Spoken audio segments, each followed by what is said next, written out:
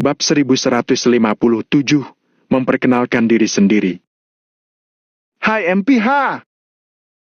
Setelah Valentino selesai berbicara, Stefan masih belum sempat bereaksi, tetapi Tuan Besar Winsley sudah mengembuskan napas tanda terkejut.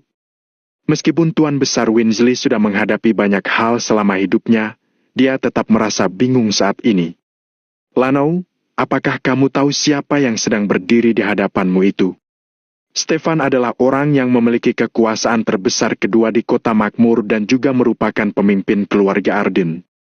Apakah kamu tahu latar belakang keluarga Arden dan seberapa besar kekuatan mereka?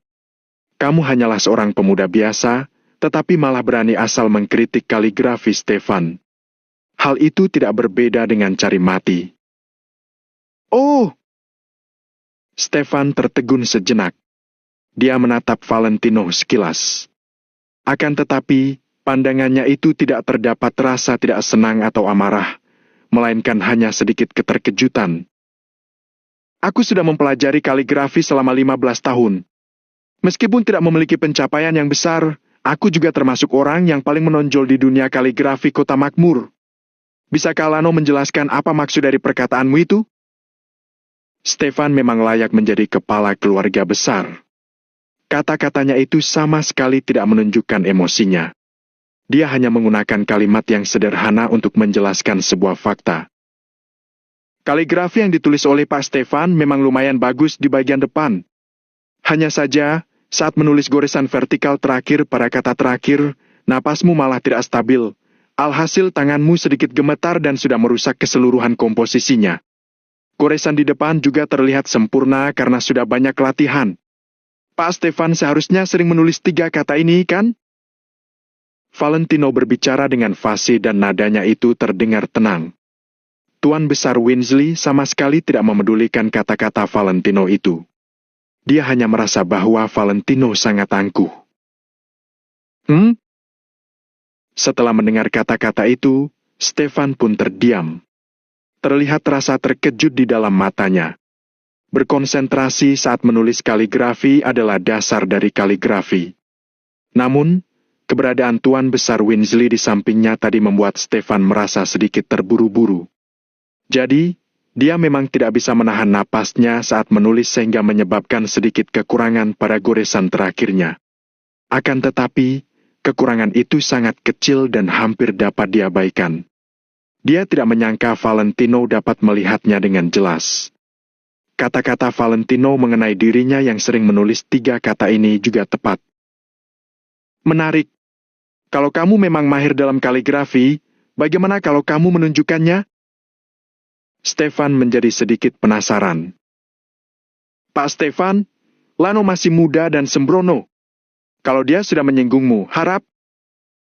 Sebelum Tuan Besar Winsley sempat menyelesaikan kata-katanya, dia tiba-tiba menutup mulut dan membelalakan matanya.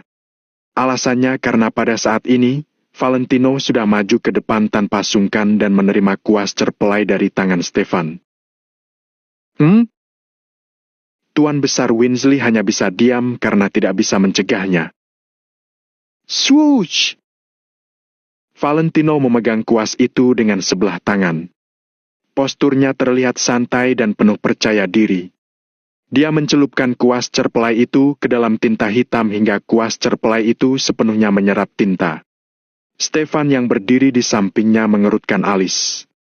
Kalau kuas terisi terlalu banyak tinta, bukankah itu akan membuat kertasnya menjadi berantakan? Saat dia memikirkan hal itu, Valentino sudah mulai menulis dengan cekatan. Swoosh! Swoosh! Kuas cerpelai digerakkan di atas kertas dan suara gesekan terdengar di saat Valentino sedang menulis. Stefan awalnya masih tidak menanggapinya.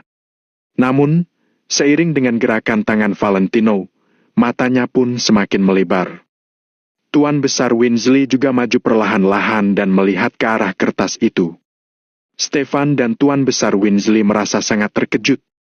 Saat Valentino mencelupkan kuas ke dalam tinta tadi, mereka mengira bahwa setelah kuas cerpelai yang sedikit lebih keras itu dicampur dengan tinta, mungkin akan langsung membuat koyak kertas kaligrafi. Namun, ternyata tidak seperti itu. Tulisan kaligrafi Valentino malah terlihat sangat gelap dan sangat kontras dengan kertas kaligrafi berwarna putih karena kuasnya sudah menyerap cukup banyak tinta. Tulisan itu bahkan memberikan kesan bagaikan tulisan 3 dimensi. Saat mereka berdua masih tenggelam dalam rasa terkejut, Valentino sudah selesai menulis kata pertama. Tenaga menulisnya sangat kuat dan struktur karakternya juga terlihat tidak teratur ataupun kacau. Namun kenyataannya, ada aturan yang tersirat di dalamnya. Bagian-bagian yang tidak boleh dilampaui juga sudah Valentino perhatikan dengan hati-hati. Tidak lama kemudian, Valentino berhenti menulis dan berdiri. Segelintir tulisan di hadapannya sudah selesai. Valentino menuliskan kata-kata yang sama dengan apa yang ditulis oleh Stefan. Tulisannya sangat tegas dan bulat. Dia menggunakan gaya segel dan mengubah tulisan yang tipis dan kaku menjadi tebal serta bertenaga. Keseluruhan komposisi karakter terlihat lebar dan megah. Kualitas setiap goresan itu bertenaga dan memancarkan aura yang megah. Keseluruhan tulisan kaligrafinya terlihat tebal, kokoh, dan berkelas. Tulisan ini sangat kokoh dan tegas. Keseluruhan komposisi karakternya sangat bertenaga. Goresan di setiap kata itu juga sangat tepat dan teliti. Ini bisa dijuluki dengan kaligrafi tingkat tinggi. Stefan mendesah panjang dan memuji kaligrafi Valentino. Tuan Besar Winsley akhirnya bisa tenang juga. Sebenarnya, kaligrafi Stefan juga terlihat sangat indah. Sebagian besar orang akan merasa bahwa kaligrafinya itu sangat bagus. Namun saat ini, kaligrafinya itu memang terlihat buruk jika dibandingkan dengan kaligrafi Valentino. Hal ini membuat Stefan terdiam. Pak Stefan sudah berlebihan. Aku sudah lancang dan mempermalukan diriku. Aku harap Bapak tidak keberatan. Valentino merapatkan kedua tangannya di depan dada untuk memberi hormat. Stefan mengangguk kecil dan masih bersikap tenang. Pak Stefan, aku sudah kecanduan bermain catur akhir-akhir ini. Bagaimana kalau kita bermain catur sebentar? Melihat situasinya, Tuan Besar Winsley buru-buru meredakan suasana. Boleh juga. Stefan mengangguk sambil berkata, kalau ada waktu, aku ingin membahas tentang kaligrafi dengan Lano lagi. Itu adalah kehormatan bagiku. Sikap Valentino sangat sungkan. Setelah itu, Tuan Besar Winsley dan Stefan mulai menyusun catur dan bermain. Valentino hanya duduk di samping dan mengamati mereka tanpa mengatakan sepatah kata pun. Valentino sudah menunjukkan kemampuannya di depan Stefan sekali, sepertinya Stefan sudah mengingatnya sehingga dia tidak perlu sengaja menunjukkan terlalu banyak kemampuannya. Semua hal harus memiliki batasan. Kalau Valentino menunjukkan kemampuannya secara berlebihan, malah akan terlihat lancang. Pada akhirnya, hal itu akan merugikan dirinya sendiri. Tuan Besar Winsley dan Stefan bermain baduk untuk beberapa saat. Mereka masing-masing pernah kalah dan menang. Sementara, Valentino hanya mengamati mereka dalam diam.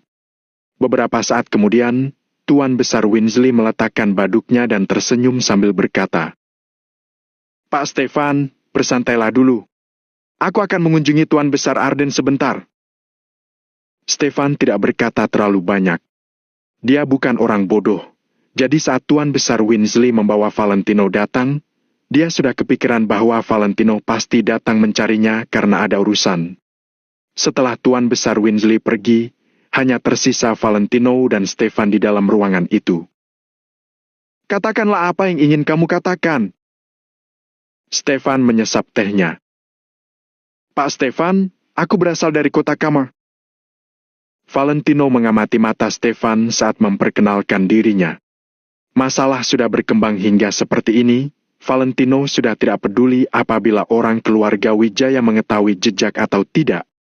Berhubung Crazy Bull dan yang lainnya itu sudah datang untuk membunuhnya secara diam-diam, itu berarti keluarga Wijaya sudah menguasai gerak-gerik Valentino. Kota Kamar. Setelah mendengar kata-kata itu, Stefan malah sedikit terbengung. Meskipun Stefan menyembunyikannya dengan cepat, ekspresinya itu masih terdeteksi oleh Valentino yang bermata tajam. Kota Kamar adalah tempat yang bagus. kata Stefan dengan maksud tersembunyi. Kemudian, dia melirik Valentino sekilas. Valentino tertegun sejenak, lalu lanjut berkata, "Pak Stefan, Timothy adalah adik sepupuku." "Apa?" Kali ini, Stefan tidak dapat menyembunyikan rasa terkejutnya dan spontan menegakkan posisi duduknya. Perkenalan diri dari Valentino membuat Stefan menyingkirkan seluruh perasaan meremehkannya. "Kalau begitu, kamu adalah Tommy?" Ada makna dalam yang tersembunyi di dalam mata Stefan. Valentino merasa sedikit ragu karena dia tidak tahu hubungan apa yang terjalin di antara Stefan dan Timothy serta keluarga cabang lainnya. Bab 1158, Persyaratan. Valentino juga tidak tahu apakah dia bisa memutuskan hubungan kedua pihak itu dengan gampang.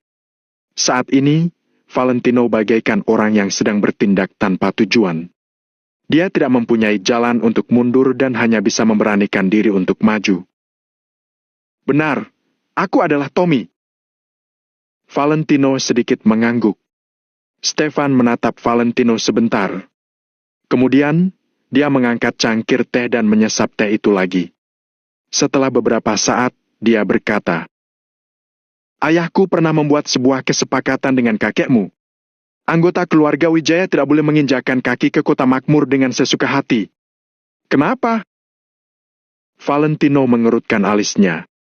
Ketika mendengar pertanyaan Valentino, Stefan tiba-tiba tidak bisa menahan tawanya. "Sebenarnya hal itu sedikit konyol. Ayahku mengatakan kalau generasi muda keluarga Wijaya sangat hebat. Kalau mereka dibiarkan memasuki kota makmur, situasi di kota makmur akan berubah drastis. Bahkan keluarga Yoanda juga tidak dapat menghentikannya. Pada akhirnya, kota makmur akan berubah menjadi milik keluarga Wijaya. Menurutmu, bukankah itu sangat konyol?" Stefan menyesap tehnya lagi. Nada bicaranya terdengar penuh keangkuhan. Setelah mengetahui identitas Valentino, dia tidak dapat menahan diri untuk tidak menunjukkan keangkuhannya. Bagaimanapun juga, keluarga Wijaya masih memerlukan dukungan Stefan agar bisa berkuasa di kota Kama. Sementara, Tommy yang berada di hadapannya ini bahkan tidak sebanding dengan keluarga Wijaya. Jadi, untuk apa dia memedulikan Valentino? "Aku sama sekali tidak memiliki niat itu. Aku datang ke kota makmur tanpa izin hanya untuk mendiskusikan suatu hal dengan Pak Stefan." Nada Valentino terdengar sangat serius. "Tentu saja kamu tidak berani memiliki niat seperti itu. Ayahku suka meramal untuk bersenang-senang. Aku tidak pernah percaya pada kekeliruan yang tidak masuk akal itu." Stefan perlahan-lahan meletakkan kembali cangkir tehnya dan lanjut berkata, "Hanya saja, kamu bahkan bisa menggerakkan Tuan Besar Winsley. Tentu saja aku harus menghargainya. Katakanlah, apa yang ingin kamu rundingkan denganku? Keluarga Wijaya dibangun dengan hasil jerih payah kakekku. Aku tidak ingin dia jatuh ke tangan keluarga cabang." Jawab Valentino pelan. "Keluarga cabang juga orang keluarga Wijaya. Keluarga Arden hanya berjanji untuk melindungi keluarga Wijaya, tidak mengacu khusus pada keluarga utama maupun keluarga cabang." Stefan tidak memedulikannya. Valentino mendesah pelan di dalam hati. Ternyata Stefan memang lebih dekat dengan Timothy dan lainnya. "Aku bisa memberikan 3 bahkan 5 kali lipat daripada apa yang mereka berikan untuk Pak Stefan. Aku hanya perlu Pak Stefan memberiku waktu 3 hari untuk bisa mengubah sejarah keluarga Wijaya. Setelah itu, keluarga Wijaya tidak akan pernah menolak permintaan keluarga Arden." Nada bicara Valentino sangat tulus, begitu pula dengan tatapannya. "Atas dasar apa kamu berani omong kosong di hadapanku? Apa karena kamu memiliki prajurit Maple Pavilion? Atau karena asosiasi Valentino Empire yang berada di tanganmu? Sadarlah, anak muda. Saat ini, negara Nagon sudah tidak sama seperti dulu lagi. Meskipun kamu memiliki ratusan ribu pasukan di luar negeri, tidak ada satu pun dari mereka yang bisa masuk tanpa seizinku. Oh iya, mengenai asosiasi Valentino Empire di dunia bisnis, apa kamu kira kamu benar-benar bisa memberikan sanksi kepada orang-orang kalangan atas di dalam dunia bisnis? Sungguh naif. Apakah grup Duan tidak hebat? Ada puluhan ribu orang yang bekerja di sana dan mereka juga mendukung PDB negara Nagon yang tak terhitung jumlahnya. Kalau mau membuat grup itu turun, grup itu tetap harus turun. Bukankah negara Nagon tetap bisa beroperasi seperti biasa setelah grup itu turun? Bukankah hal itu tetap tidak akan berdampak apa-apa terhadap negara Nagon? Segelintir pertanyaan dari Stefan itu membuat Valentino terdiam. Valentino juga tidak berani bersikap terlalu angkuh di hadapan tokoh besar ini. Bagaimanapun, pendukung di belakang Stefan adalah seluruh negara Nagon. Anak muda memiliki aspirasi itu bagus, tetapi harus realistis. Saat ini, aku bisa mempertahankan situasi yang stabil. Jadi, kenapa aku harus melepaskan situasi stabil ini dan mempertaruhkannya untukmu? Lagi pula, atas dasar apa kamu menyuruhku mengambil risiko untukmu? Pulanglah. Kamu tidak dapat menyentuh keluarga Wijaya karena mereka berada dalam perlindunganku. Stefan melambaikan tangannya mengisyaratkan Valentino untuk pergi. Kalau itu adalah orang lain, Valentino pasti akan langsung pergi tanpa mengatakan apapun. Namun saat ini, dia tidak bisa dan tidak mempunyai kualifikasi untuk bersikap semena-mena. Saat ini, situasi asosiasi Valentino Empire sangat serius. Mereka masih menunggu Valentino untuk membawa pulang kabar baik. Semua orang sedang menunggu kabar baik darinya. Valentino juga ingin memberikan kehidupan yang stabil untuk Angel dan yang lainnya. Jadi, dia perlu menguasai seluruh keluarga Wijaya. Jadi, meskipun Valentino sangat ingin langsung pergi meninggalkan tempat itu, dia juga harus menahannya untuk sementara. Pak Stefan, aku mohon berikan aku sebuah kesempatan. Aku pasti tidak akan mengecewakanmu. Demi segala sesuatu yang berarti baginya, Valentino yang tidak pernah memohon kepada orang lain pun menepis semua keangkuhannya dan memohon pada Stefan. Saat ini, posisi Stefan lebih unggul dari siapapun. Valentino hanya termasuk seorang rakyat biasa di hadapannya. Perbedaan kedudukan di antara mereka berdua sangat signifikan. Janjimu itu tidak berarti apa-apa bagiku dan tidak layak untuk diungkit.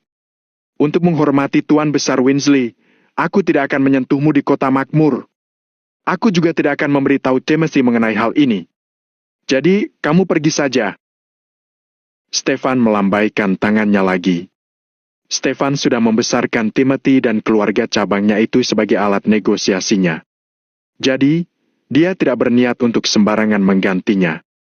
Hal yang paling penting adalah Stefan memiliki visi jangka panjang. Timothy dan yang lainnya sangat penurut. Jadi, meskipun mereka ambisius, mereka juga tidak akan bisa membuat masalah besar karena kemampuan mereka terbatas. Di sisi lain, dia tidak bisa menebak pikiran Valentino, apalagi mengendalikannya. Jika keluarga Wijaya akan gagal, mereka akan gagal di tangan Valentino. Jika keluarga Wijaya ingin maju, mereka juga akan sukses di tangan Valentino. Kesuksesan dan kegagalan keluarga Wijaya semuanya berada di tangan Tommy. Kalau diberi pilihan antara orang yang patuh atau orang yang tidak bisa dia kendalikan, Stefan tentu tahu harus memilih yang mana. Pak Stefan, saya tidak pernah memohon kepada orang lain. Hari ini adalah pertama kalinya saya memohon. Asalkan Anda bisa memberi saya satu kesempatan, saya... Cukup! Stefan langsung memotong kata-kata Valentino. Sekali lagi, aku tidak tertarik untuk memberimu kesempatan. Lagi pula, permohonanmu itu tidak berarti bagiku. Kata Stefan sambil mengerutkan dahinya. Valentino menggertakkan giginya. Suasana hatinya pelan-pelan menjadi muram. Valentino tidak dapat memaksakan kehendaknya, jadi dia hanya bisa menerimanya meskipun merasa sangat tidak berdaya. Hanya saja, ada begitu banyak orang di kota Neo yang menunggunya kembali dalam kemenangan. Jika dia tidak berhasil, bagaimana mungkin dia punya muka untuk pulang? Ayah, aku merasa kalau ayah bisa memberinya sebuah kesempatan. Tiba-tiba, terdengar sebuah suara dari luar. Kemudian, seorang gadis berjalan masuk. Gadis itu terlihat sangat anggun dan cantik, juga sangat muda. Dia adalah Amelia Arden, nona besar keluarga Arden. Setelah Amelia berjalan masuk, dia melirik Valentino sekilas sebelum mengalihkan pandangannya. Stefan jelas sangat menyayangi Amelia. Jadi, meskipun Amelia datang tanpa diundang, dia juga tidak marah, melainkan malah berinisiatif bertanya. Amelia, apa maksudmu? Ayah, aku tidak mempunyai alasan apa-apa. Aku hanya merasa kalau kita boleh memberinya sebuah kesempatan. Tentu saja, aku mempunyai persyaratan, kata Amelia dengan tenang. Valentino tiba-tiba mengangkat kepalanya dan berkata, selama aku bisa memenuhinya, aku tidak akan menolak persyaratanmu. Saat ini, Valentino sedang membutuhkan bantuan. Jadi, dia harus merendahkan dirinya.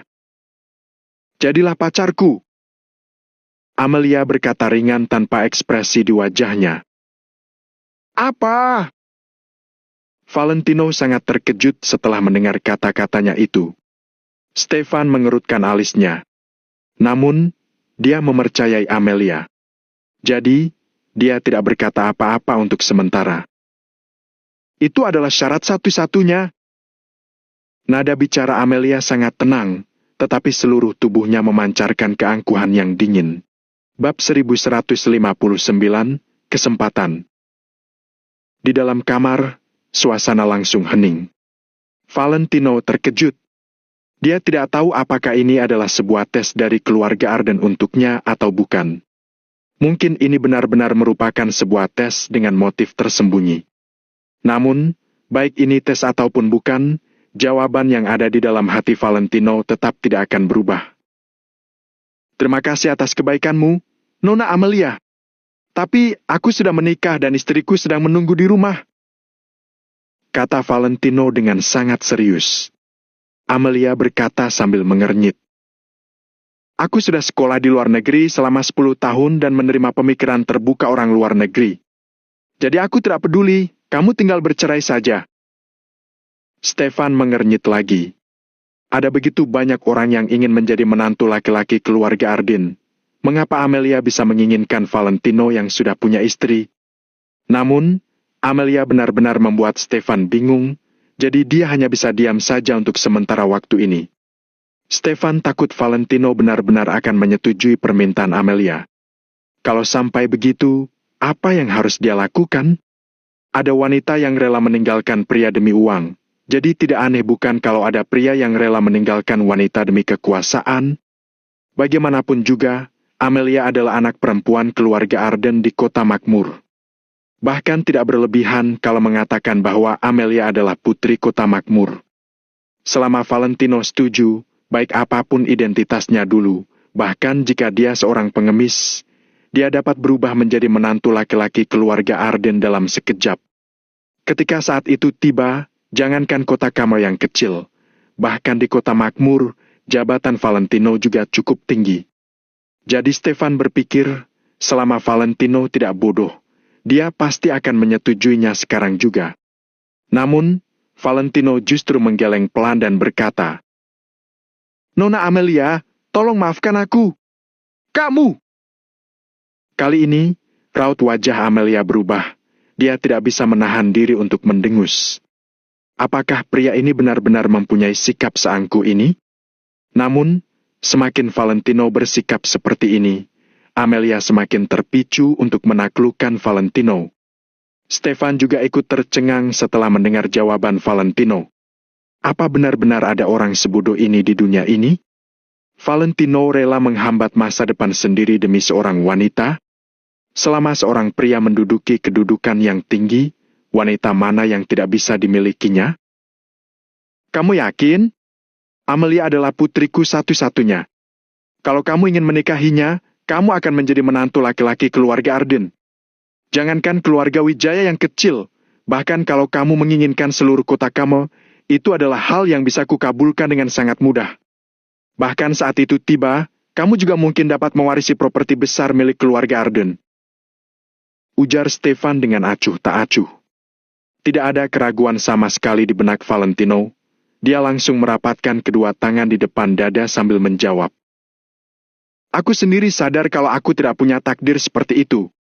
Jadi, aku hanya bisa meminta maaf atas kebaikan hati keluarga Arden. Aku lebih memilih untuk mencari jalan dengan kemampuanku sendiri. Hei, Gengsi adalah hal yang bagus. Tapi tolong sadari kedudukanmu. Amelia tersenyum dengan penuh amarah. Jelas-jelas dia sedang memberi Valentino kesempatan. Seharusnya Valentino yang mengemis padanya. Tapi kenapa pada akhirnya justru dia yang mengemis pada Valentino? Sebaliknya, Stefan justru sangat kagum akan ucapan Valentino tadi. Namun, semakin Stefan mengagumi Valentino, dia juga menyadari bahwa Valentino tidak sebodoh itu. Jadi dia semakin enggan memberikan kesempatan pada Valentino. Sekali orang seperti Valentino memegang kekuasaan, maka dia akan sulit dikendalikan. Hal itu bukanlah hal yang ingin disaksikan oleh Stefan. Kalau begitu, tidak ada yang perlu dibicarakan lagi, kata Stefan dengan suara berat. Valentino terdiam cukup lama, kemudian menghela napas dan berkata, "Baik, kalau begitu aku tidak akan mengganggu Bapak lagi." Setelah mengatakan ini, Valentino berbalik secara perlahan dan bersiap untuk pergi. "Tanpa persetujuan dari keluarga Arden, kamu bukan apa-apa di hadapan keluarga Wijaya. Kamu kira kamu akan hidup tenang selamanya kalau tinggal di kota Neo? Mimpi!" Ujar Amelia dengan acuh tak acuh. Valentino sedikit terkejut. Dia tidak menyangka Amelia telah menyelidiki masa lalunya dengan begitu jelas. Jalan itu diciptakan oleh manusia. Jika keluarga Arden tidak membantu, pasti ada orang lain yang akan bersedia membantu, kata Valentino dengan sangat tegas. Jika keluarga Arden tidak bersedia membantunya, maka Valentino akan pergi ke keluarga lain. Jika keluarga lain tidak bersedia membantu juga, maka dia akan pergi ke keluarga Yuanda. Selama ada tekad, hal yang sulit pun akan tercapai. Kali ini, Valentino tidak akan kembali ke kota Neo sebelum dia berhasil mencapai tujuannya.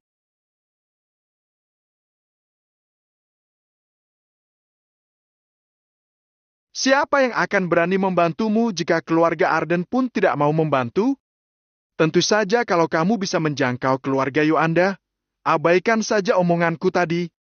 Tapi, apa kamu pikir semudah itu menjalin hubungan dengan keluarga Yuanda di kota makmur? Tanya Stefan sambil tersenyum tipis. Stefan sengaja menggunakan perkataan seperti ini untuk menyerang Valentino.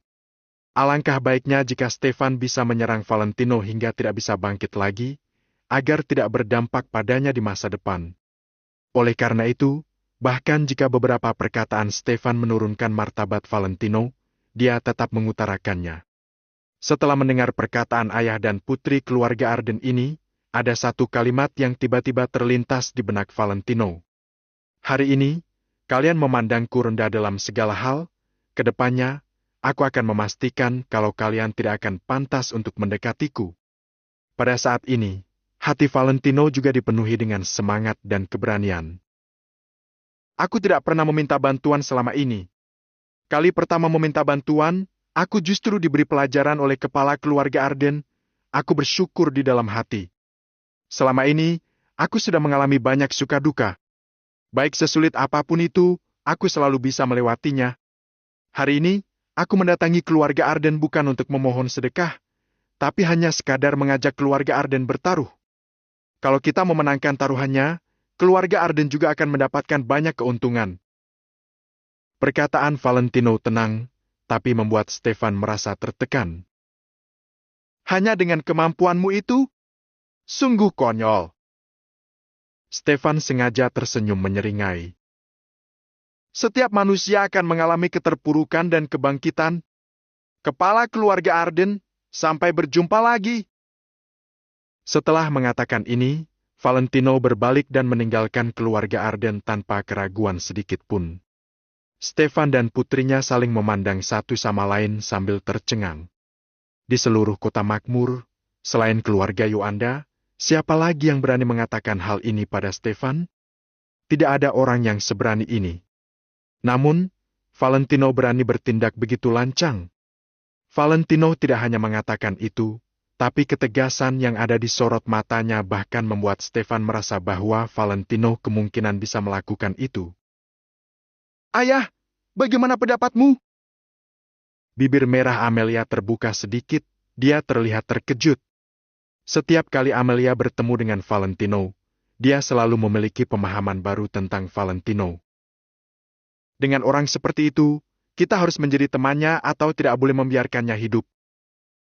Stefan terdiam cukup lama, sebuah kilatan dingin tersorot di matanya. Ini? Amelia mengerutkan bibirnya. Dia hanya seorang pria berumur 20-an, tapi dia justru bisa membuatku merasakan sedikit ancaman. Dia benar-benar orang yang licik, ujar Stefan sambil mengernyit. Selicik apapun dia, identitasnya tetaplah merupakan anak terbuang keluarga Wijaya. Bahkan keluarga Wijaya pun mengandalkan keluarga Arden. Amelia bersikap angkuh. Dia tidak menganggapnya serius. Dengarlah perkataannya. Bahkan jika tidak ada keluarga Arden, dia tetap bisa mencari pendukung lain. Perkataan ini benar-benar bodoh. Lihatlah seluruh kota makmur. Selain keluarga Yuanda, siapa lagi yang ditakuti keluarga Arden? Siapa yang berani membantu orang yang tidak mau dibantu oleh keluarga Arden? Tidak masalah. Aku akan menunggu Valentino datang memohon padaku. Setelah Stefan mengatakan itu dengan acuh tak acuh, dia mengipas lengan bajunya dan pergi. Di sisi lain, Amelia tetap berdiri di tempat dan merenung cukup lama sebelum berbalik meninggalkan ruangan. Setelah itu, Amelia menaiki tangga dan berjalan lurus ke atas atap. Pada saat ini, Valentino baru saja berjalan keluar seorang diri dari gerbang keluarga Arden. Punggung Valentino yang sedikit kurus justru memancarkan aura yang sangat kuat, seolah tidak ada ombak ataupun angin yang bisa mengalahkannya. Kata-kata Valentino masih terngiang-ngiang di kepala Amelia. Aku membutuhkan bantuan keluarga Arden, tapi aku bukan ke sini untuk memohon sedekah dari keluarga Arden. Paling tidak, kita dapat mencapai kerjasama yang saling menguntungkan, keluarga Arden juga akan mendapatkan keuntungan. Setiap manusia akan mengalami keterpurukan dan kebangkitan. Sebenarnya, kamu adalah orang yang seperti apa? Amelia mengernyit dan bergumam pada diri sendiri. Apa kamu benar-benar berpikir ada yang akan berani menentang keluarga Arden di kota makmur? Valentino yang berjalan keluar dari gerbang keluarga Arden, berbalik dan memandang ke arah gerbang mewah keluarga Arden. Setelah melihat dalam keheningan selama hampir 10 detik, tanpa berlama-lama lagi, Valentino langsung berbalik dan pergi dari sana. Keluarga Arden di kota makmur seolah sudah dimasukkan ke daftar hitamnya. Dalam kehidupan, pasang surut itu adalah hal yang lazim adanya. Hari ini, Valentino sedang berada di titik terendah dan dicemooh oleh keluarga Arden. Jika ke depannya, Valentino bisa bangkit dan mendapatkan kekuasaan, maka keluarga Arden bukanlah apa-apa baginya. Valentino tidak pergi ke tempat Tuan Besar Winsley, tapi langsung pulang ke tempat tinggalnya seorang diri. Tuan Besar Winsley menelpon secara khusus untuk bertanya, tapi Valentino tidak mengeluh bahwa Stefan tidak menghargainya. Valentino hanya berkata bahwa percakapan mereka menyenangkan dan juga berterima kasih pada Tuan Besar Winsley. Guru hanya memandu, kemajuan seorang murid bergantung pada usaha murid itu sendiri. Valentino memahami prinsip menjadi seorang manusia lebih dari siapapun. Tuan Besar Winsley telah berusaha yang terbaik dengan membawa Valentino ke kediaman keluarga Arden. Mengenai apakah Valentino bisa mendiskusikannya dengan Stefan dengan baik atau tidak, itu adalah urusan Valentino sendiri. Tuan Besar Winsley tidak perlu ikut mengkhawatirkan itu. Valentino mengakhiri panggilannya dengan Tuan Besar Winsley dan menghela napas panjang dengan wajah yang sedih. Dia benar-benar tidak tahu harus berbuat apa. Pada saat ini, keluarga Arden tidak bersedia untuk membantunya. Lalu, dia sendiri harus mencari siapa? Hal ini benar-benar sesuai dengan kata-kata yang ditinggalkan oleh Tuan Besar Wijaya, jalan sulit dilalui. Valentino tidak tahu harus berbuat apa agar situasinya dapat berubah menjadi lebih baik. Tepat pada saat ini, kesempatan datang. Ponsel yang ada di atas meja berdering lagi. Masuk panggilan dari sebuah nomor tak dikenal. Nomor itu merupakan kode area telepon kota makmur. Valentino kebingungan, tapi dia tetap menerima panggilan tersebut. Halo, aku Lamerto. Panggilan terhubung, suara berat Lamerto terdengar dari sisi lain. Perwira Lamerto? Valentino sedikit terkejut, jantungnya langsung berdegup dengan kencang. Ayo bertemu di Pavilion Manford. Setelah mengatakan itu, Lamerto langsung menutup panggilan tersebut. Bab 1160, Undangan Jebakan. Lamerto, si pengawal pribadi keluarga Yolanda, ingin bertemu dengan Valentino. Meskipun nada bicara Lamerto terdengar sangat tenang, sekarang Valentino merasa sangat gelisah. Kekuasaan keluarga Yolanda di kota makmur benar-benar. Bahkan kata menakutkan pun tidak sanggup menggambarkannya. Kekuasaan mereka benar-benar sangat mencengangkan. Meskipun Valentino memiliki status yang cukup tinggi, dia tetap harus menundukkan kepala di hadapan keluarga Yolanda. Apalagi, berdasarkan situasi saat ini, kalau Valentino berhasil menjalin hubungan dengan keluarga Yolanda, dia bisa membalikkan keadaan. Bisa dikatakan, Valentino sangat berharap agar dapat dibantu oleh keluarga Yolanda. Telepon Lamerto seperti hujan yang turun tepat waktu dan menyirami hati Valentino. Namun, yang membuat Valentino bingung adalah kenapa Lamerto meminta untuk bertemu dengannya secara pribadi. Mereka hanya pernah bertemu di acara ulang tahun Tuan Besar Winsley. Mereka sama sekali tidak ada hubungan apapun. Bagaimanapun juga, Valentino pasti tidak akan menolak kesempatan ini. Valentino menelpon Addison sambil bersiap-siap menuju Pavilion Manford. Valentino tidak mengenal banyak orang di kota makmur. Jadi, setiap ada masalah, dia hanya bisa mencari Addison untuk berdiskusi. Tuan Lano, Tuan jangan panik.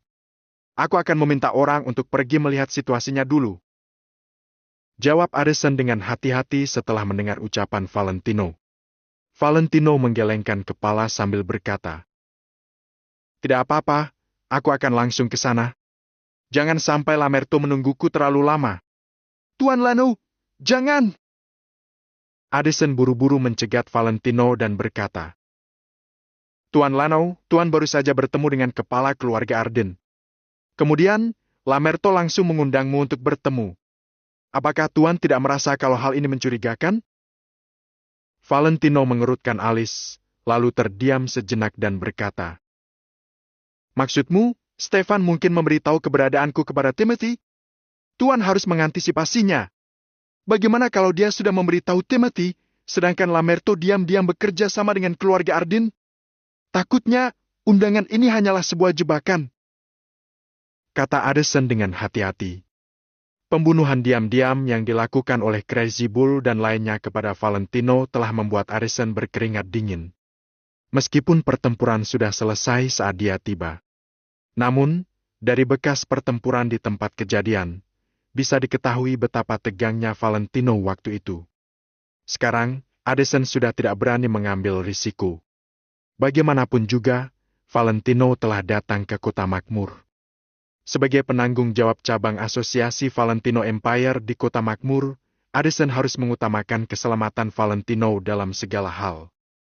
Kalau terjadi sesuatu kepada Valentino, maka dia tidak dapat menanggung akibatnya.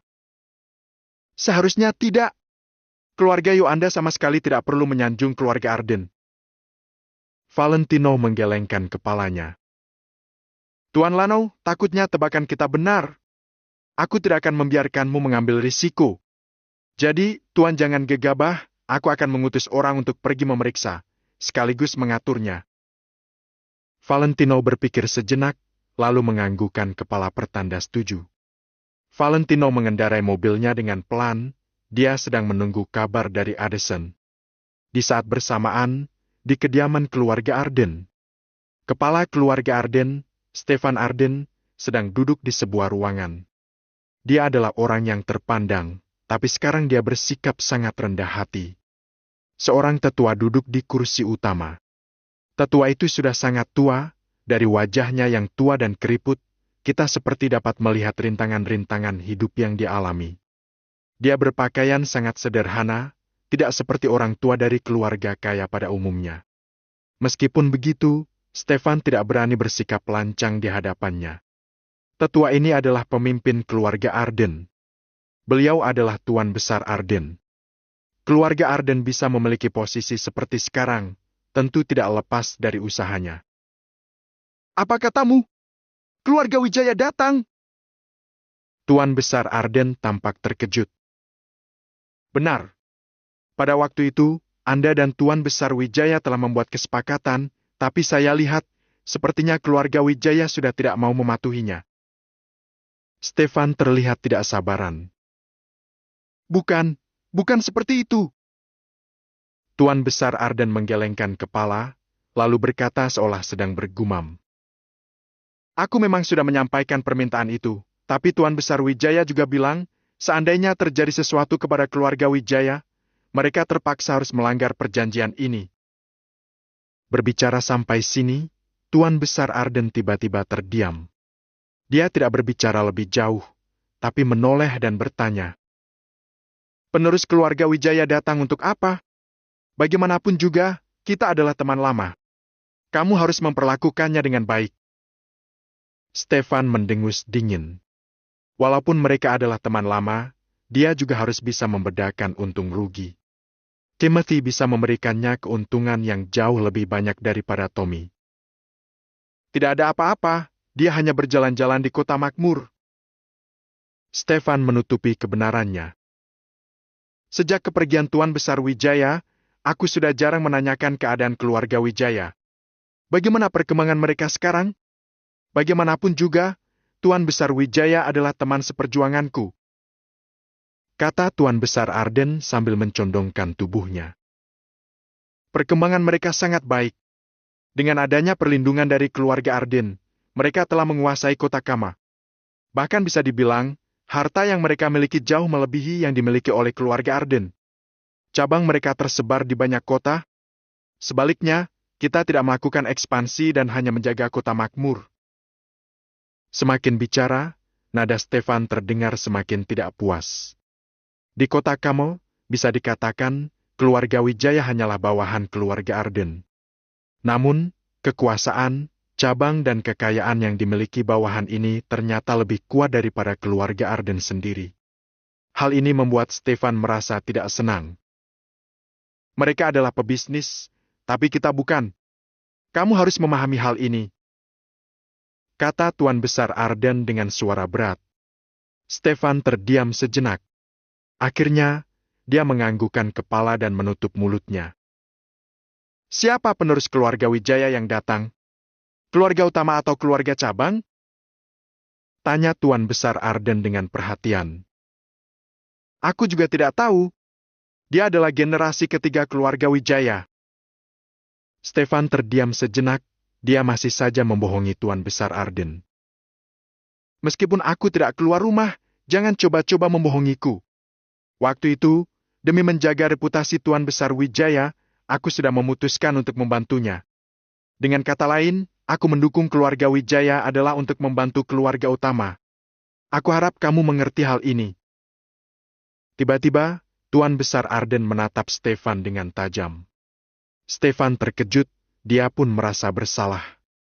Namun, dia menganggukkan kepala dan berkata, Tuan Besar, tenang saja. Aku selalu melakukan semuanya berdasarkan perintahmu. Aku tidak akan bertindak sembarangan. Tuan Besar Arden menyipitkan kedua matanya dan menatap Stefan selama beberapa saat. Ayah adalah orang yang paling mengetahui tabiat anaknya. Stefan berpikiran luas, tapi kekurangannya, dia tamak akan uang dan kekuasaan. Sudahlah, aku sudah menyerahkan keluarga Arden kepadamu. Tidak peduli apakah keluarga kita sukses atau gagal, kamu harus mempertimbangkannya. Sebelum melakukan sesuatu, kamu harus memikirkannya baik-baik. Aku tidak akan banyak tanya lagi. Hanya saja, kamu harus memperlakukan penerus keluarga Wijaya dengan baik. Kemudian, segera antar dia kembali ke kota Kama. Keluarga Wijaya tidak boleh berlama-lama di kota makmur. Perintah Tuan Besar Arden.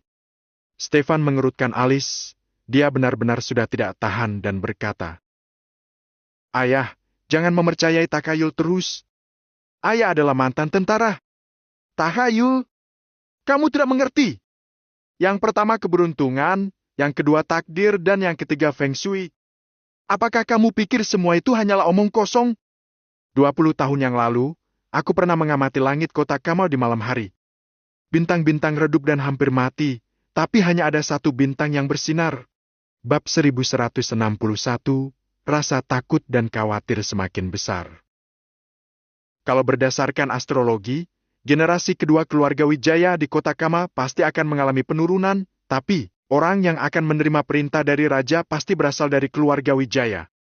Lalu, orang ini mungkin berasal dari generasi ketiga atau keempat, jadi kamu sama sekali tidak boleh meremehkan mereka.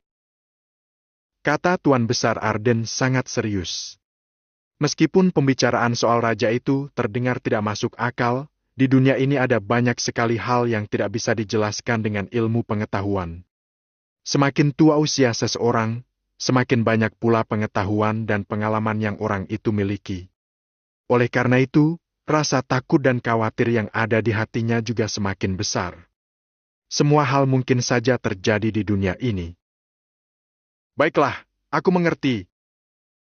Jawab Stefan sambil melambai-lambaikan tangannya dengan acuh tak acuh. Untuk apa memikirkan soal raja itu? Bukankah pada akhirnya keluarga Wijaya tetap harus mengandalkan keluarga Arden agar bisa berkembang? Kalau sudah mengerti, cepat undang dia ke sini. Tuan Besar Arden tidak ingin berbasa-basi lagi, nada bicaranya menjadi sedikit tegas. Iya, aku akan mengundangnya sekarang juga. Jawab Stefan dengan cepat. Setelah itu dia langsung meninggalkan ruangan tersebut. Aku bisa memperkirakan naik turunnya kondisi ekonomi keluarga Wijaya, tapi aku tidak bisa memperkirakan nasib keluarga Ardin. Kenapa fenomena astrologi di kota makmur sangat berantakan sehingga aku tidak bisa melihat keadaan yang sebenarnya dengan jelas? Di dalam ruangan yang sunyi itu, terdengar desah napas Tuan Besar Arden. Saat Stefan keluar dari kamar Tuan Besar Arden, pengikutnya langsung berjalan mengikutinya. Tuan, apa aku perlu mengundang Lana untuk datang ke sini? Tanya sang pengikut itu. Apa? Yang benar saja. Untuk apa aku mengundang anak ingusan sepertinya untuk datang ke sini? Keluarga Wijaya di kota Kamal dari dulu selalu menjadi batu tempatku berpijak. Ucap Stefan dengan santai sambil terus melanjutkan langkahnya. Tapi tadi Tuan Besar bilang, ujar sang pengikut dengan sedikit ragu-ragu. Tuan Besar sedang tidak bisa berpikir jernih, dia bahkan juga membahas soal astrologi. Ini benar-benar konyol. Bukankah Tommy pernah bilang kalau dia tetap bisa berhasil meskipun tidak mengandalkan keluarga Arden? Aku ingin lihat apa dia benar-benar bisa berhasil atau tidak. Hidup itu seperti roda yang berputar ya. Kamu lihat saja. Dalam waktu kurang dari 2 hari, dia akan mendatangi keluarga Arden untuk memohon-mohon kepada kami. Stefan mendengus dingin, kemudian langsung pergi dengan tergesa-gesa. Di klub Mountford di kota makmur. Orang-orang yang ingin berbisnis maupun yang ingin menghabiskan waktu luang berkumpul di tempat ini. Ada banyak sekali ruangan pribadi di sini. Tempat ini dibangun di luar area yang ramai. Oleh karena itu, tempat ini menjadi salah satu dari segelintir tempat sepi yang ada di kota ini. Klub ini adalah sebuah klub kelas atas. Secara otomatis, biaya konsumsinya sangat tinggi.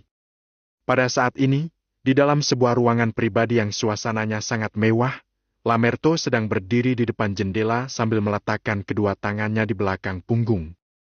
Bertemu dengan Valentino adalah hal yang selama ini membuatnya dilema. Pada akhirnya, dia membuat keputusan. Dalam beberapa hari terakhir, dia mengandalkan kemampuannya sendiri untuk menyelidiki identitas Valentino. Pada akhirnya, dia hanya mengetahui bahwa Valentino mempunyai nama lain, yaitu Lanau, yang merupakan orang kota Vero. Dia menemukan informasi ini dari resume Valentino yang ada di kota Vero. Namun, berdasarkan insting Lamerto yang tajam, dia bisa mengetahui bahwa informasi yang dia temukan ini adalah informasi palsu. Hanya saja, saat dia mencoba menyelidikinya lebih jauh, dia tidak berhasil menemukan apa-apa lagi. Hal ini sangat mengejutkan Lamerto. Dengan identitas yang dia miliki, bagaimana mungkin dia tidak berhasil mencari tahu identitas seorang pria biasa? Kalau dia memanfaatkan kekuatan keluarga Yoanda, maka dia bisa mengetahui identitas Valentino yang sebenarnya dengan mudah. Namun, kalau melakukan hal semacam ini di bawah pengawasan Hanaga, ini sama saja dengan cari mati. Setelah mengalami dilema sepanjang malam, pada akhirnya Lamerto membuat keputusan. Dia akan menemui Valentino secara pribadi. Lamerto berdiri di depan jendela dengan tenang. Setelah menunggu selama hampir setengah jam, pintu ruangannya akhirnya diketuk oleh seseorang. "Silakan masuk," ucap Lamerto dengan suara yang dalam. Seorang wanita cantik yang mengenakan ceongsam dengan belahan tinggi, memasuki ruangan tersebut dan bertanya, "Tuan, apa Tuan ini adalah teman Anda?" Saat ini, Valentino juga muncul di pintu. "Iya, dia adalah temanku," jawab Lamerto sambil mengangguk. Setelah itu, pelayan itu pamit pergi sambil sedikit membungkukkan tubuhnya, sedangkan Valentino berjalan memasuki ruangan tersebut. Klub ini tentu saja sudah diselidiki terlebih dahulu oleh Addison. Setelah memastikan bahwa kondisinya aman, Addison baru membiarkan Valentino masuk. Sejak Valentino memasuki ruangan tersebut, Lamerto terus memperhatikannya dengan saksama. Dalam tatapan mata itu, terdapat sorot curiga, terkejut dan terpana. Singkatnya, tatapan Lamerto sangat kompleks. "Perwira Lamerto," sapa Valentino sambil menyatukan kedua tangannya. Lamerto langsung tertegun. Untuk sesaat, dia tidak tahu harus berbuat apa. Kalau tebakannya soal Valentino itu benar, maka dirinya sama sekali tidak layak untuk dipanggil dengan sebutan itu oleh Valentino. Bahkan meskipun Lamerto adalah seorang perwira menengah, kalau berada di hadapan Valentino, dia tidak akan berani bertindak gegabah sedikit pun. Namun, ada beberapa hal yang tidak sesederhana kelihatannya. "Tuan Lano, silakan duduk." Lamerto melambaikan tangannya dan mempersilahkan Valentino untuk duduk. Valentino tertegun sejenak. Cara Lamerto memanggil dirinya barusan membuatnya sedikit terkejut. Sepertinya ada yang aneh. Setelah Valentino duduk, Lamerto juga duduk di kursinya yang berada di seberang Valentino. "Tuan Lano, kalau aku berniat untuk menyerangmu, tidak ada seorang pun di kota makmur ini yang bisa menghentikanku." Lamerto memandangi Valentino sejenak, kemudian dia berkata lagi sambil menggelengkan kepalanya. "Kamu benar-benar tidak perlu melakukan ini." Valentino sangat terkejut. Sepertinya hari ini Lamerto jadi lebih banyak bicara. Saat pertama kali bertemu dengannya, Lamerto tidak seperti ini. Lamerto yang hari ini seperti berubah menjadi orang yang berbeda. Perwira Lamerto, aku tidak mengerti apa yang kamu bicarakan," jawab Valentino. "Kamu masih tidak mau mengakuinya?" Lamerto benar-benar kehabisan kata-kata. "Di sekitar klub Manford ini setidaknya ada 30 orang yang merupakan anak buahmu, bukan?" tanya Lamerto. Ekspresi wajah Valentino tidak mengalami perubahan, tapi di dalam hatinya, dia tahu kalau Addison yang mengirim orang-orang itu. Hanya saja, Valentino tidak menyangka kalau Lamerto ternyata sangat jeli. Lamerto bisa menyadari hal itu secepat ini. "Kalau kamu tidak mau mengakuinya, aku akan memerintahkan anak buahku datang ke sini untuk menghabisi mereka semua sekarang juga," ucap Lamerto lagi. "Ya, mereka adalah anak buahku." Valentino terpaksa harus mengakuinya. Valentino benar-benar tidak berani meragukan perkataan Lamerto. Lamerto terdiam sejenak, setelah itu dia langsung berkata dengan terus terang. "Aku ingin melihat kalungmu lagi." Valentino tidak langsung menuruti permintaan Lamerto. Ada sorot waspada dan curiga yang memenuhi matanya. "Kamu tidak perlu menatapku seperti itu. Aku akan mengatakan ini sekali lagi. Kalau aku berniat untuk menyerangmu, aku tidak perlu repot-repot melakukan hal semacam ini. Aku hanya tinggal memfitnahmu dengan mengatakan bahwa kamu telah melakukan kejahatan tertentu. Dengan begitu kamu akan langsung ditangkap. Kamu percaya tidak kalau aku bisa melakukan ini?" Lamerto yang hari ini benar-benar banyak bicara.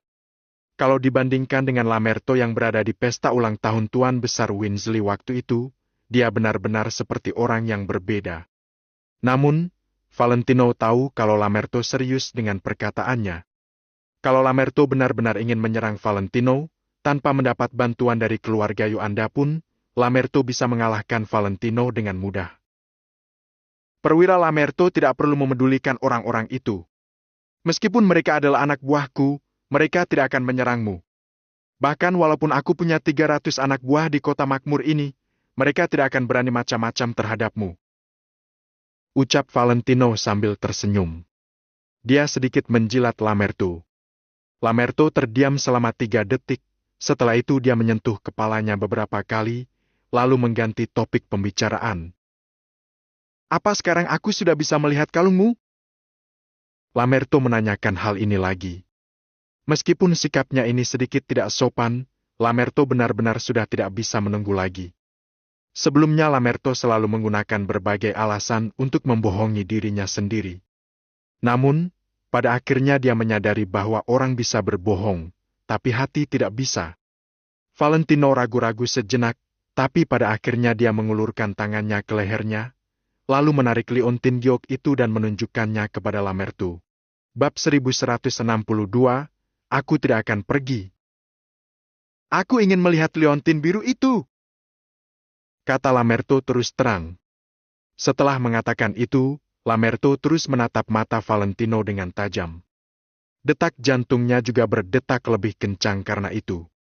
Seolah-olah Lamerto adalah penjudi yang telah menaruh taruhan di kasino dan sedang menunggu dadu untuk mengetahui hasil taruhan. Valentino tetap bersikap tenang, tapi benaknya telah memikirkan berbagai macam dugaan. Lamerto pasti telah melihat liontin yang diberikan David kepadanya hari itu. Karena Valentino hanya pernah mengeluarkan liontin itu 1 kali sejak menerimanya. Namun, Valentino tiba-tiba teringat bahwa Lamerto mendadak membanting kursi pada hari itu. Jangan-jangan alasan Lamerto melakukan itu adalah karena dia melihat liontin ini. Setelah memikirkan hal itu, Valentino semakin berpikir bahwa liontin biru ini sangat tidak sederhana. Kenapa? Desak Lamerto. Liontin biru apa? Aku tidak mengerti maksud perwira Lamerto, kata Valentino sambil menyipitkan matanya. Semakin Lamerto mendesaknya, maka Valentino harus semakin waspada. Dia tidak berani mengambil risiko apapun. Tuan Lano, aku sudah melihat liontin itu. Ia ada di kalungmu. Aku tahu liontin biru itu mungkin bermakna penting untukmu, tapi kamu harus mengerti kalau aku benar-benar memiliki dendam dengan asal-usul liontin biru itu. Aku pasti sudah menyerangmu beberapa hari yang lalu. Lamerto berkata dengan sangat tulus seolah-olah dia sangat khawatir kalau Valentino akan menolaknya. Kali ini, Valentino terdiam selama beberapa saat.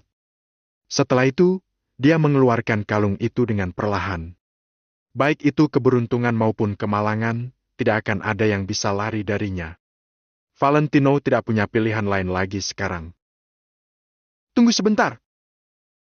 Lamerto tiba-tiba menghentikan Valentino. Dia berdiri untuk menutup kain jendela, lalu mengeluarkan sebuah alat kecil untuk memeriksa sekeliling ruangan, kemudian baru duduk kembali di atas kursi. Sikap Lamerto semakin membuat Valentino berpikir bahwa liontin ini tidak sederhana. Kalau tidak, dengan identitas Lamerto yang sehebat itu, dia pasti tidak akan memperlakukan liontin ini dengan begitu hati-hati. Tuan Lanau, kamu sudah bisa mengeluarkannya sekarang. Mata Lamerto penuh harap. Dia juga terus menggosok tangannya dengan tidak sabar. Valentino tertegun sejenak, lalu mengeluarkan seluruh kalung itu. Liontin biru terlihat lebih mewah daripada biasanya di bawah cahaya lampu. Wah! Lamerto terkenal dengan sikapnya yang sangat tenang, tapi pada saat ini, dia tidak bisa menahan diri untuk tidak berseru dan terkesiap. Lamerto menatap liontin biru itu dengan tajam. Dia ingin mengulurkan tangannya untuk menyentuhnya, tapi kemudian dia menarik tangannya kembali. Tuan Lanau, aku, kata Lamerto dengan terbata-bata. Lihat saja, perwira Lamerto, kata Valentino sambil meletakkan kalung yang masih hangat di depan Lamerto. Lamerto buru-buru mengulurkan kedua tangannya dan memegang liontin itu dengan sangat hati-hati, lalu mengamatinya dengan teliti di tangan. Dia semakin kaget saat melihatnya dan semakin merasa bahwa benda itu mirip Hanaga Yolanda, kepala keluarga Yolanda, memiliki sebuah benda kesayangan yang tidak pernah dia tinggalkan selama puluhan tahun. Setiap kali Hanaga duduk sendirian atau ketika hari sudah malam, dia selalu memainkan benda itu dan membersihkannya dengan kain. Hanaga memperlakukannya dengan sangat hati-hati seperti sedang memperlakukan kekasihnya. Orang lain mungkin tidak tahu hal ini, tapi bagaimana mungkin Lamerto, pengawal pribadi Hanaga, tidak tahu? Benda kesayangan Hanaga itu sangat mirip dengan liontin biru milik Valentino. Setelah menelitinya dengan saksama, Lamerto mengangkat liontin itu dengan perlahan, lalu memeriksanya di bawah lampu. Di dalam liontin, terlihat sebuah lukisan daun yang berbentuk abstrak.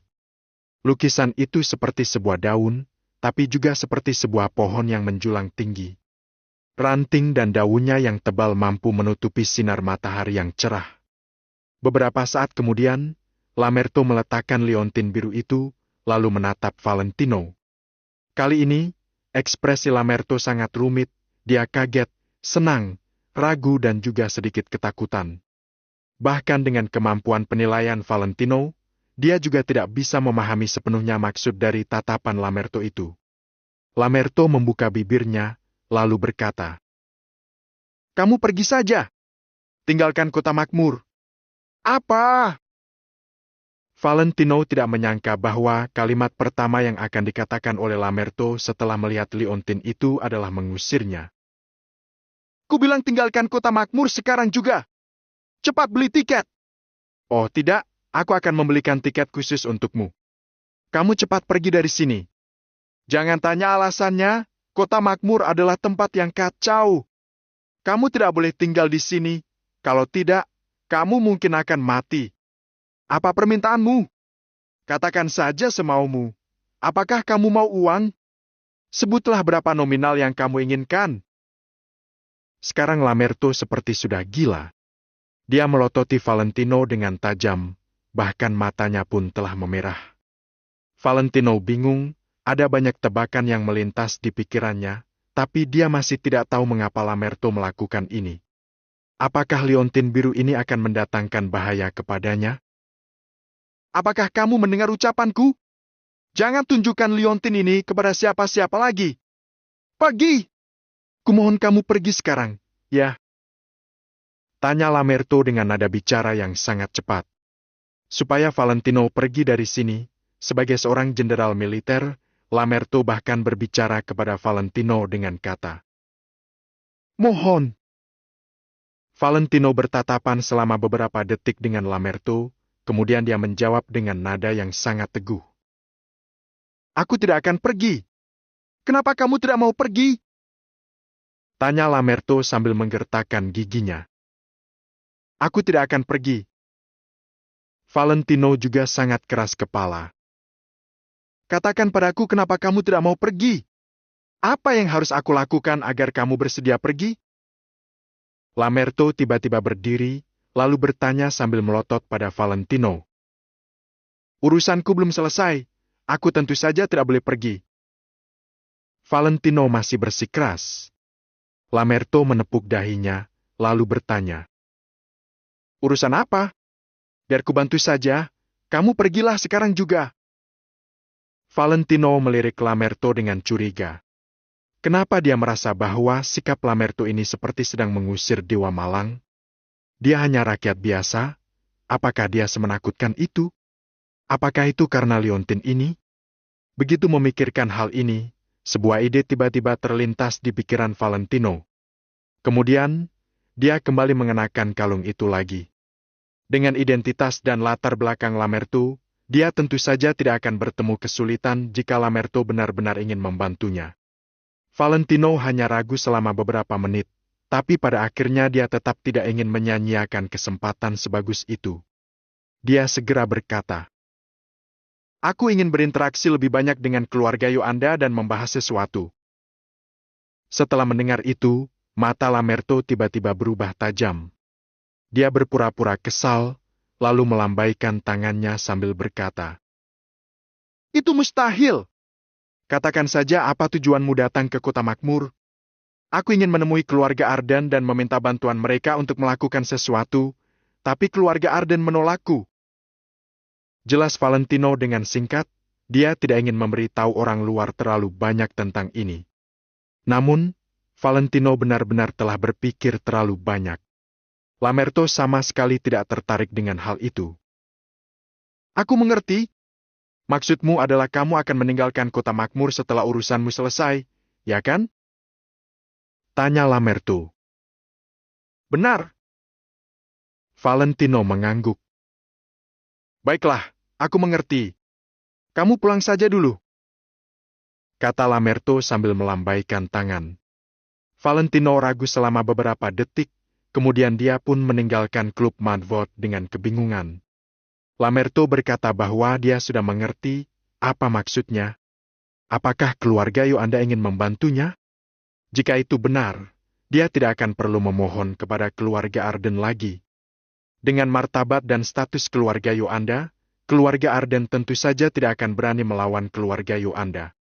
Akan tetapi, kenapa keluarga Yolanda mau membantunya?